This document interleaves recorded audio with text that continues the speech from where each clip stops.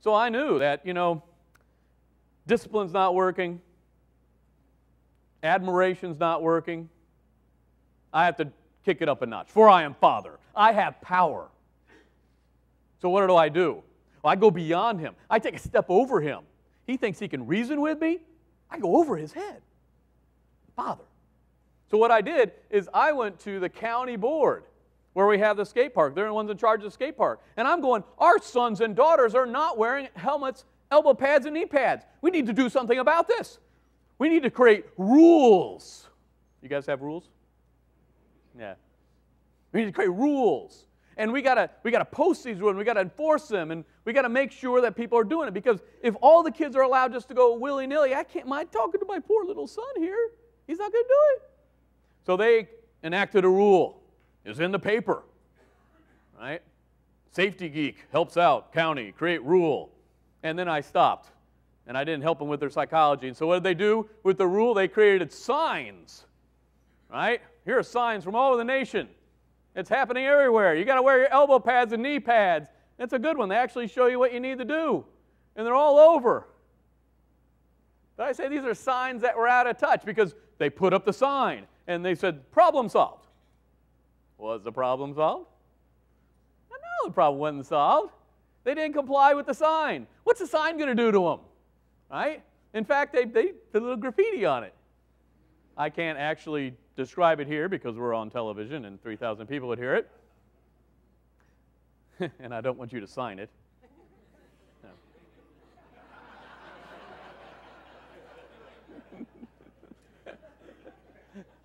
But in psychology, we know that there's a difference. Excuse me a second.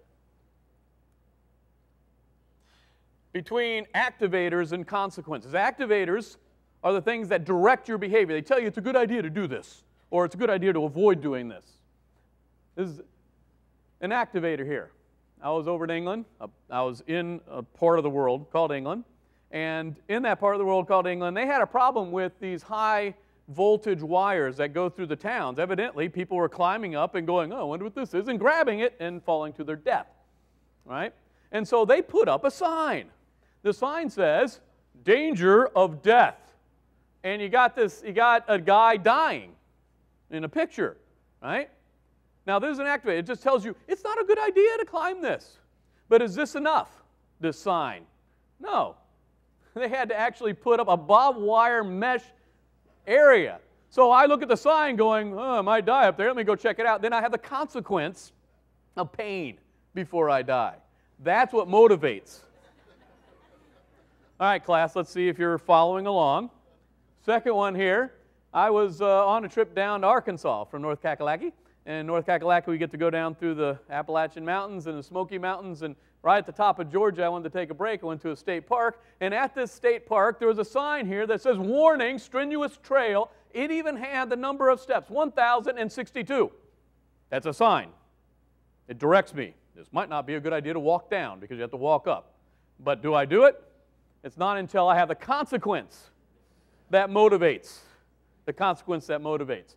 Here's another one. I had a chance to go to South Africa. I was over there in South Africa. And we went to a photo safari kind of place. And there was a sign there that says, we don't have a fence around this. And so game out there, such as lions, tigers, and well, not bears, but lions and jaguars and leopards can all get in. They can just have a fun time. So, be careful where you walk. But it's not until the consequence is laying right there in front of you that you're motivated not to get out and walk around, right? Here's another one. Danger, high cliff with sheer drop off ahead. That's a sign, right? What's the consequence? Well, I actually didn't take a picture of the cliff, so I just have another consequence. Here's a toilet. And have you seen these yet? The little targets in the toilet?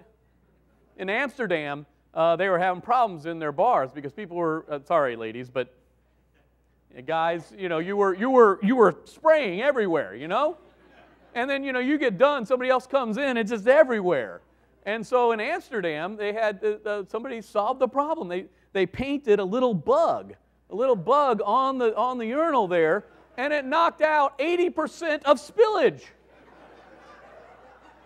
That's a consequence, right? You can have a sign that says, you know, please pee in potty or something like that, but, you know, there's a consequence. I get to hit the fly. So the signs, at the skate park, they ain't working. Is that an illusion sometimes that we have, that since we put up a sign alerting you to a hazard or specifying a rule, that we've now solved the problem? All we're doing is directing. You know, it's a good idea at this point to put on your hazmat, right? But it's not the motivator. The motivator is what happens afterwards. So I went to the town council, and they put up these signs, and the kids are still out there. No elbow pads, knee pads. So I had to ramp it up again, right? In fact, I didn't do this. The town council got together and said, they are not following our signs. And so they had the activator as a sign, but they put in the consequence of a security chief. This wasn't a real police officer. It was just somebody put on a badge. But we have famous studies in psychology that when you give somebody a label, they start acting that way, right? So this guy, getting a minimum wage job, put on a badge, and he was there to enforce elbow pads, knee pads, and helmets. And I thought, yes, we finally have solved the problem. My son will now be properly outfitted with his PPE, and I've done my job as a father. Well, did that work? Well, my son ramped me up. That's the thing. They become teenagers, and they go one step further. I am a safety geek dad. Around my little community in Boone, North Carolina, people kind of know me as that, right? And so my son takes it the next step up, not only posts on YouTube, but writes this editorial for my local paper. And that editorial says, some people are misguided about the issue of protective gear, though I have nothing against helmets, which he wore very frequently. I disagree with skateboarding pads because they affect your looks. And most importantly, performance. Mainly skateboarding pads are used for vert, and it has been proven. I'm a scientist, you know, I'm a researcher. You know, we put together these programs based on research. And here's my son, 12 years old. It's proven that pads can decrease your performance and lead to further injury. How do you argue with that? Right? Myself and the majority of skateboarders I know are refusing to come to the skate park because of the requirements. Wait a second, we just solved the problem, and now we're pushing them out into the mean streets of Boone. Right now they're going to be back on the stairs and the walkways and the grassy areas instead of the controlled skate park. He continues, the town is spending 40 grand. Now he's not opening me, he's upping the town. They're spending 40 grand. Wouldn't we better use that money to expand the park, which would allow skaters more room to reduce injury? How do you argue with that? I believe this action by the county was not economic, but a decision based on stereotypes. You know, BAM and all those folks. I know the skate park will lose the majority of its frequent skaters, will go back to the streets. Waiting for some tattoos to kick out as their place to skate, defeating the original purpose of the gift of the skate park. I'm talking to parents here. You realize you cannot one-up your child. That is not new information, is it? You just spent the last 20 minutes finding out something you already knew. So, the reality, I say re with a big R-E because the reality is a reaction. And sure enough, kids stopped coming. Skate park closed down.